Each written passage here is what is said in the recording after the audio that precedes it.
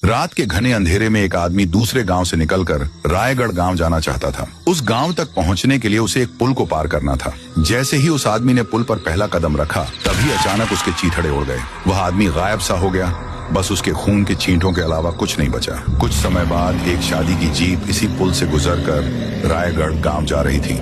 बारात में खुशियां थीं, पर जीप जैसे ही पुल के बीचों बीच पहुंची, एक अचानक और ताकतवर झटके से वह पूरी जीप पुल के नीचे गहरी नदी में गिर गई। ऐसा लगा किसी ताकतवर चीज ने उन्हें धक्का दिया हो। अगले दिन रात के करीब 2 बजे एक नया जोड़ा बाइक से रायगढ़ पहुंचना चाहता था। पति अपनी पत्नी से कहता है, रायगढ़ पहुंचने के लिए दूसरा रास्ता नहीं है। अगर पुल पार करते हैं तो हम घर पहुंच जाएंगे। पत्नी डरते हुए कह रही थी, नहीं, मुझे डर लग रहा है। पर फिर भी पति ने उस भूतिया पुल के ऊपर अपनी बाइक मोड़ ली और रायगढ़ जाने लगे। तभी अचानक जोर जोर से बिजलियां कड़कने लगी। पति ने वहीं बाइक रोक दी और उनके सामने आई एक चुड़ैल। उसका सफेद मुंह और काली आंखें थीं। उस चुड़ैल ने पति को गुस्से से कहा, तुम्हारी हिम्मत कैसे हुई इस ब्रिज पर आने की? अब तुम कभी लौट नहीं पाओगे। और हंसने लगी। पति ने हिचकिचाते हुए कहा, कौन है तू? चली जा यहाँ से। मैं कह रहा हूँ। चुड़ैल एकदम से गायब हो गई और फिर जोर जोर से हंसने की आवाज आने लगी। पति पीछे मुड़ा तो वहीं पीछे वही चुड़ैल डरावनी हंसी के साथ हंस रही थी। और तभी एकदम से उस चुड़ैल ने उनके छाती पर खंजर घुसा डाला। दोनों वहीं पर मर गए और फिर चुड़ैल फिर से हंसने लगी। उसकी तेज आवाज के साथ चुभने वाली हंसी पूरे ब्रिज में गूंजने लगी। पूरा ब्रिज हिलने लगा। इस शापित ब्रिज के उस पार था एक बसा हुआ छोटा सा गांव। ये रायगढ़ गांव शहर से थोड़ा दूर था। इस गांव तक पहुंचने के लिए बहुत रुपए खर्च करके पत्थर का पुल बनवाया गया, बड़ी मेहनत से। गांव में पुल के सामने ही बड़ा सा आलीशान घर था। ये घर थुंग थुंग का था। उसकी शादी 2 साल पहले राधिका से हुई थी। थुंग थुंग शहर में बड़ा जाना माना सिविल इंजीनियर था और 2 साल बाद पहली बार थुंग थुंग राधिका को लेकर रायगढ़ आया। आने के लिए पुल के होते हुए नाव से आना पड़ा। इस बात का राधिका को ताज्जुब हुआ। तभी नदी के अंदर से कई लाशें तैरती हुई दिखी। राधिका यह देख दंग रह गई। नाव चलाने वाले ने बताया, जरूर उन्होंने उस भूतिया पुल से जाने की कोशिश की होगी साहब, और उस पुल वाली चुड़ैल ने इनको मार डाला होगा। यह सुनकर राधिका और ज्यादा डर गई। इस गांव में आते ही दोनों घर के अंदर सो गए, पर रात भर राधिका सो नहीं पाई। नींद में भी उसे वह तैरती हुई लाशें बार बार सताती रहीं। वह डरावने सपने देखती रही और डर के मारे उसने थुंग थुंग को नींद से जगाया और कहा, वो लाशें और वो डरावना भूतिया पुल, आखिर क्या राज है उसका? और वो नाव चलाने वाला क्या कह रहा था? वो पुल वाली चुड़ैल कौन है? मुझे यह सब जानना है। पर थुंग थुंग धीमी आवाज में बोला, चुप रहो। उस पुल के बारे में बात करना बहुत अशुभ है। उसके नाम तक को जुबान पर मत लाओ। प्लीज अब कभी भी उस भूतिया पुल की बात मत करना। चलो, अब बहुत देर हो गई है, सो जाओ और इन सब बातों को भूलने की कोशिश करो। फिर भी राधिका उस पुल को भूल नहीं पाई। राधिका को कमरे की खिड़की से वह भूतिया पुल दिखाई देता था और रात में पुल बहुत डरावना लगता था। उसे अजीबोगरीब आवाजें आने लगती। ऐसा लगता था जैसे उसे कोई ऊपर बुला रहा हो। एक रात राधिका नींद में पुल की तरफ चलने लगी। उसे बिल्कुल भी होश नहीं था कि वह कहाँ जा रही है। उसे बस ऐसा लग रहा था कि जैसे उसे कोई आवाज बुला रही है। वह धीरे धीरे पुल की तरफ पहुंच रही थी। सामने वही खतरनाक चुड़ैल खड़ी थी। अचानक वह चुड़ैल खंजर लेकर राधिका की तरफ भागती आई और उसके सर में खंजर घुसा दिया। राधिका की नींद खुली। उसको समझ आया कि वह सिर्फ सपना देख रही थी, पर ज्यादा हैरानी उसे इस बात की हुई कि थुंग थुंग कहाँ गया। वहां थुंग थुंग बिस्तर पर से गायब था। वो बहुत डर गई। फिर राधिका कमरे से बाहर गई और घर के बाहर जाने लगी। सीढ़ियों से वह नीचे आकर उसे घर के बाजू से फुसफुसाहट की आवाज आई। वहां बाजू में थुंग थुंग 4-5 आदमियों से कुछ तोड़ने की बात कर रहा था। उसी समय राधिका थुंग थुंग के पीछे तक आ पहुंची।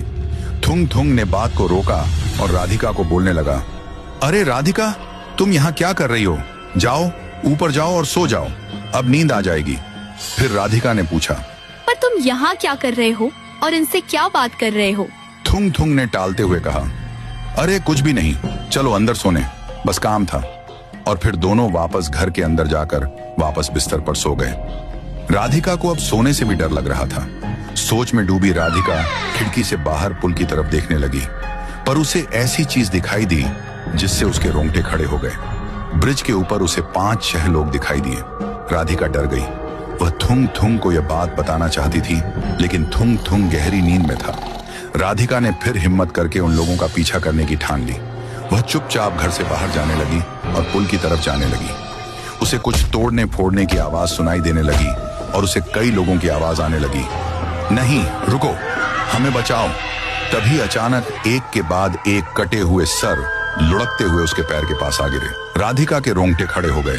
वह 4 चेहरे उन्हीं के थे जिनसे थोड़ी देर पहले थुंग थुंग बात कर रहा था। तभी चुड़ैल की आवाज गूंज उठी, इन चारों को पुल तोड़ने के लिए तुम्हारे पति ने भेजा था, लेकिन इनके खुद के सिर के टुकड़े टुकड़े हो गए। फिर से अगर ऐसी कोशिश की तो अंजाम बुरा होगा। राधिका को चुड़ैल और कटे हुए सर देख चक्कर आ गई, पर उसे थुंग थुंग घर के अंदर वापस ले आया था। राधिका की जब नींद खुली तो उसने पाया कि वह अपने घर में थी। उसके मन में कई सवाल घूम रहे थे। वह वहां कैसे आई? उसने वह पुल तोड़ने के लिए 4 लोगों को क्यों भेजा? थुंग थुंग ने कहा, बस अब एक पल भी नहीं रुकना, हम अभी के अभी वापस शहर जा रहे हैं। इस गांव में रहना अब जरा भी खतरे से खाली नहीं है। थुंग थुंग और राधिका नाव में बैठकर शहर की ओर निकले। जाते जाते राधिका पुल को देख ही रही थी कि तभी आसमान में बिजलियां कड़कने लगी। नदी में बड़ी लहरें उठने लगी। पानी नीचे ऊपर उठने लगा, मानो भूकंप आ गया हो। और तभी पूरी नाव पल भर में झोंके से डूब गई। ऊपर खड़ी चुड़ैल ने धमकी दी, तुम दोनों अब ये गांव से बाहर नहीं जा सकते।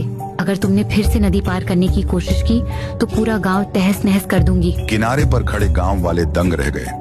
पर यह अच्छा हुआ कि थुंग थुंग और राधिका को तैरना आता था। वे तैरते तैरते तेजी से किनारे तक पहुंच गए। कुछ दिन बाद राधिका को अच्छी नींद आई। उस पुल के सपने बंद हुए। खिड़की बंद रहने के बावजूद ठंडी हवा आ रही थी। कुछ ही महीनों बाद राधिका ने एक नन्हे बच्चे को जन्म दिया। वह प्यारा और नटखट बच्चा था। घर में खुशियां छा गईं, पर फिर भी उन्हें ऐसा लग रहा था कि कोई बुरा साया उन पर मंडरा रहा हो। उसे ऐसा लग रहा था कि बच्चे के आसपास कोई है। बच्चा उसे नहीं बल्कि किसी और को हंस के देख रहा हो, किसी और के साथ ही खेल रहा है।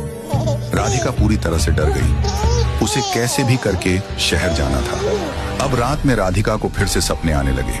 वह पुल दिखने लगा, मगर इस बार बच्चा पुल की तरफ जाते हुए दिख रहा था। बच्चा रेंगते रेंगते पुल पर पहुंच चुका था। उसे चुड़ैल बुला रही थी। अब बच्चा चुड़ैल के पास पहुंच जाता है। जैसे ही चुड़ैल बच्चे को पकड़ने वाली थी, वैसे ही राधिका की नींद खुली। उसने बिस्तर पर देखा, वहां बच्चा नहीं था। राधिका की चिंता और बढ़ गई। वह कमरे से बाहर भागी और थुंग थुंग के पास आकर रोते हुए कहती है, देखो ना, हमारा बच्चा बिस्तर पर नहीं है, पता नहीं कहाँ है। मैंने सपने में उसे पुल पर जाते हुए देखा। मुझे तो बहुत टेंशन हो रहा है। थुंग थुंग ने कहा, क्या बात कर रही हो? चलो जल्दी पुल के पास। फिर दोनों भागते हुए घर से बाहर निकले। चुड़ैल ने उन दोनों को कहा, वहीं रुक जाओ, एकदम भी आगे मत बढ़ना।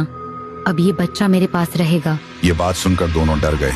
राधिका रोने लगी। नहीं, मेरा बच्चा वापस कर दो। हमने तुम्हारा क्या बिगाड़ा है? ये सुनकर चुड़ैल ने गुस्से से कहा, क्या बिगाड़ा है? ये सवाल मुझसे नहीं, अपने पति थुंग थुंग से पूछ उससे कि उसने मेरा क्या बिगाड़ा था। पूछ उससे।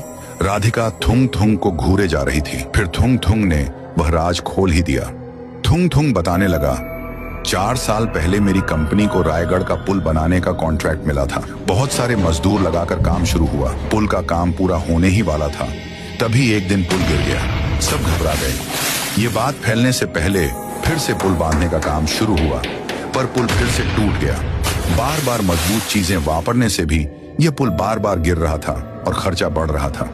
काम हाथ से जाने का डर था। तभी मुझे एक इंसान ने आकर कहा, साहब, आप नहीं जानते, ऐसा पुल कभी नहीं बन पाएगा। मैंने कहा, तो फिर कैसे बनेगा? टेक्निकल प्रॉब्लम तो कुछ भी नहीं है, फिर भी पुल खड़ा ही नहीं हो रहा। उसने मुझसे कहा, टेक्निकल मुद्दा नहीं है सर, नदी अपने ऊपर यह पुल खड्डीढा होने नहीं देगी। अगर आपको यह पुल बनाना है तो पहले नदी को बलि चढ़ानी पड़ेगी। मैंने उसे बोला भी, क्या बलि चढ़ानी पड़ेगी? ये क्या बात हुई? पुल बनाने के लिए अच्छी योजना, पैसा, अक्ल, अच्छे कारीगर की जरूरत होती है, बलि चढ़ाने जैसी घटिया प्रकार की नहीं।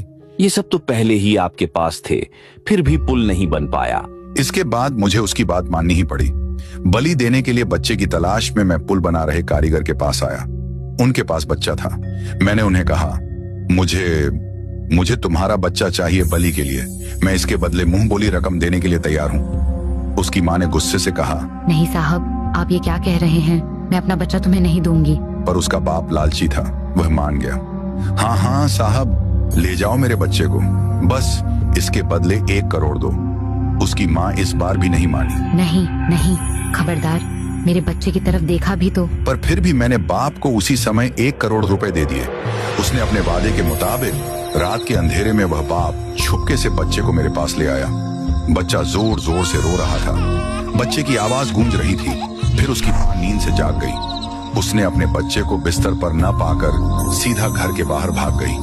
वह पुल की तरफ भाग रही थी। मेरे हाथ में उसकी बलि देने के लिए कुल्हाड़ी भी थी। फिर मैंने वक्त रहते ही उसका सर धड़ से अलग कर दिया। पर वह पुल पर उसी समय पहुंची और अपनी आंखों के सामने बच्ची की लाश को देखकर सदमे में आ गई और रोने लगी। वह बाद में पुल के रेलिंग पर खड़ा होकर इस ब्रिज को बदुआ दी। ओ अभागी नदी, ओ अधर्मी जमीन, तूने मासूम खून मांगा और इस लालची बाप ने तुझे मेरा टुकड़ा दे दिया। सुन ले, आज मैं एक लूटी हुई माँ तुझे श्राप देती हूँ। ये पुल आज तो खड़ा हो जाएगा, पर यह कब्र बनेगा। जा, ये पुल हमेशा के लिए शापित है। जो भी यहाँ आया उसकी मौत निश्चित है। इसके बाद उसने ब्रिज से सीधा नदी में डुबकी लगाई और वह सीधा पानी के अंदर तड़प तड़प कर मर गई। सच कहूं तो ये पुल टेक्निकल प्रॉब्लम की वजह से ही नहीं बन पा रहा था। उसे सुधार कर हमने बनाया तो बन गया। पुल के लिए उस बेचारे बच्चे की बलि की जरूरत नहीं थी, पर मैं उस इंसान और गांव वाले के बहकावे में आकर गलती कर बैठा। मैंने ऐसा कभी नहीं सोचा था। पुल बनने के बाद मैं शहर चला आया और फिर इसी वजह से यह आत्मा यहाँ भटक रही है। यह बात सुनकर राधिका स्तब्ध रह गई। वहां से चुड़ैल बोली, हाँ, मैं वही हूँ और अब मैं तुम्हारे बच्चे की जान लूंगी। तब तुम्हें पता चलेगा कि कैसा लगता है जब किसी माँ पर अन्याय होता है। चुड़ैल की बात सुनकर राधिका दौड़कर चुड़ैल के पास गई और रोते हुए बोली, मैं समझ गई हूँ, तुम चुड़ैल नहीं, बस एक जख्मी माँ हो और कोई माँ किसी बच्चे की जान नहीं लेना चाहेगी। मैं वादा करती हूँ यह पुल तुम्हारे मुन्ने की समाधि रहेगा। इस पुल का इस्तेमाल करने वाले को टोल देना होगा और वह पैसा गरीब मासूम बच्चों की भलाई के लिए इस्तेमाल किया जाएगा। मैं वादा करती हूँ। राधिका की बात सुनकर मौसम बदल गया। उस दिन के बाद से वो पुल लोगों के लिए शुरू हो गया। उस दिन के बाद किसी को चुड़ैल दिखाई न दी, पर उस पुल को आज भी पुण्य राजा पुल कहा जाता है। ये कहानी आपको अच्छी लगी हो तो एक लाइक और सब्सक्राइब ठोक कर जाना और इस स्टोरी के लिए कमेंट में आग लगा दो।